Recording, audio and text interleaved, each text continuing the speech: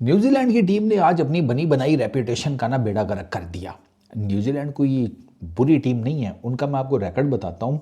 World टी20 के अंदर 2007 में ये सेमीफाइनल्स खेले, 2009 में, 2010 में, 2012 में ये सुपर 8 में बाहर हुए, 2014 में ये सुपर 10 के अंदर बाहर हुए, 2016 में ये फिर सेमीफाइनल्स खेले, 2021 में ये रनर अप थे, फाइनल खेले थे, ठीक है। फिर उसके बाद 2022 में ये सेमीफाइनल्स खेले, 2024 में ये ग्रुप स्टेज में बाहर हो गए, अफगानिस्तान ने इनको फेंटा लगाया था, और 2026 में ये रनर अप्स रहे हैं।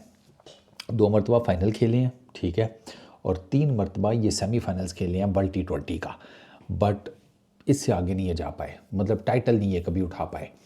आज भी आप देख लें, और मोस्ट ऑफ द टाइम अगर आप देखेंगे ना तो आपको नज़र आएगा कि सम ऑफ दी अदर ये भी ना एकदम से ऑफ हो जाती है अच्छी खासी क्रिकेट खेलते हुए।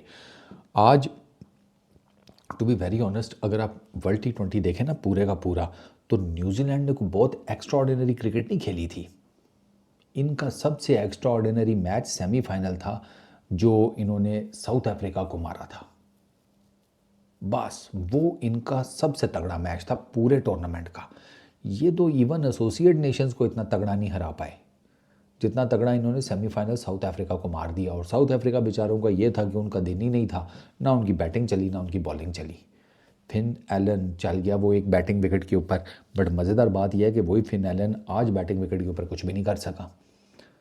आज न्यूजीलैंड की टीम में इतने, जिसे कहते हैं ना, वो थे लूप होल्स कि सवाल ही पैदा नहीं होता था कि ये इंडियन टीम जैसी टीम को ना मुकाबला दे पाए। मिसाल के तौर के ऊपर इन्होंने अपना शायद होमवर्क नहीं पूरा किया हुआ था, या आई डोंट नो।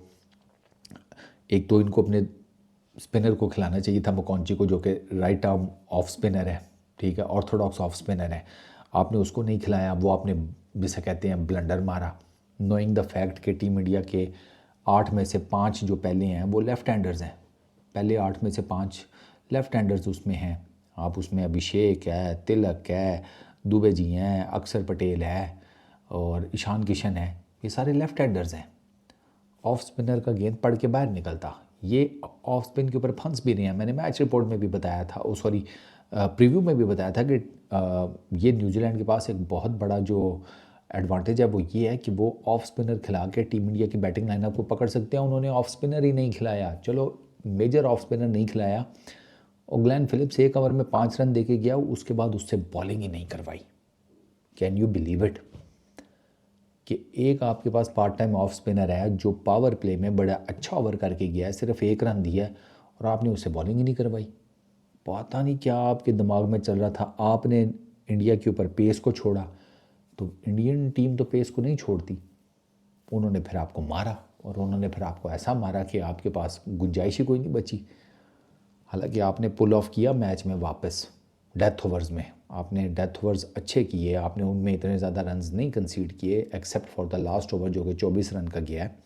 उसके अलावा आपने 15, 16, 17, 18, 19 ये ओवर तो ठीक किए थे, बट स्टिल आपको इनिशियली इतनी मार पड़ गई थी कि टीम इंडिया ले गया 250 के ऊपर। अच्छा, फिर उसके बाद जब आप बैटिंग में आए हैं, your batting was all over the place, आपको पता ही नहीं था।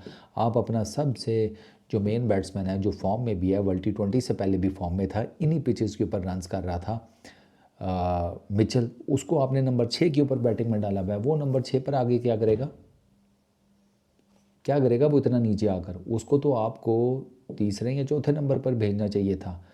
तो इन शॉर्ट बहुत ब्लंडर्स हैं न्यूजीलैंड की बॉलिंग में, नए गेंद से स्लोअर वंस मार रहे हैं एक बैटिंग विकेट के ऊपर, तो फिर चपेड़े ही पड़ेंगी ना। स्लोअर वन आप नए गेंद से क्यों डाल रहे हैं भाई? ऐसी कौन सी मजबूरी है? प्रॉपर बॉलिंग करो अपनी। वाइड्स इतनी कराई हैं जिसका कोई हद नहीं। तो ये चीज़ें जो हैं ये एक न्यूजीलैंड जैसी टीम को तो नहीं सूट करती ना। तो ये इनके साथ ये जो 2007 से लेकर 2026 तक ये जो कुछ जगहों पर सेमीफाइनल्स में आए, कुछ सालों में फाइनल्स खेले, कईयों में सुपर 8 में बाहर हुए, ये सिर्फ इसी वजह से है कि इनकी क्रिकेट उतनी टॉप नॉच नहीं होती, और कोई रीज़न नहीं है। और उसकी जो बेस्ट केस एग्जांपल है वो आज आपने देख लिया। आप न्यूजीलैंड का चेक कर लें, बिल्कुल देवर ऑल ओवर द प्लेस, ना बैटिंग ना बॉलिंग, फील्डिंग ठीक थी, कैचेज अच्छे पकड़े हैं, बस और कुछ भी नहीं। लेकिन वो कैचेज जब इन्होंने पकड़े हैं, तब तक उन कैचेज़ के पकड़े जाने का फ़ायदा कोई नहीं था। मैच इनके हाथ से निकल चुका था। ये हुआ न्यूजीलैंड के साथ। तो आई डोंट नो, अब आप इनको अनलकी कहें या जो मर्ज़ी कहें, but today at least they were below par.